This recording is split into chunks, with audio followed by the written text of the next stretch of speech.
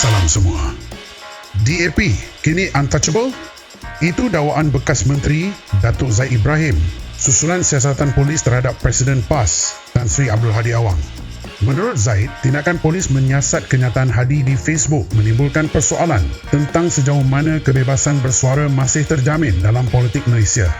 Katanya, dalam politik, kenyataan keras dan kritikan terhadap lawan adalah perkara biasa.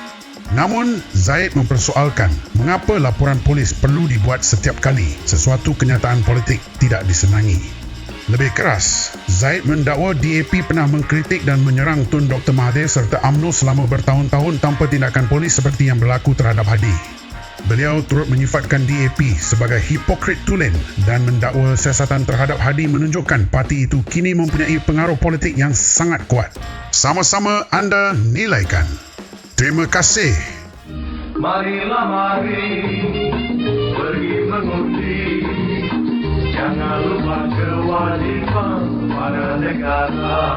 Jangan lupa keluar mengundi.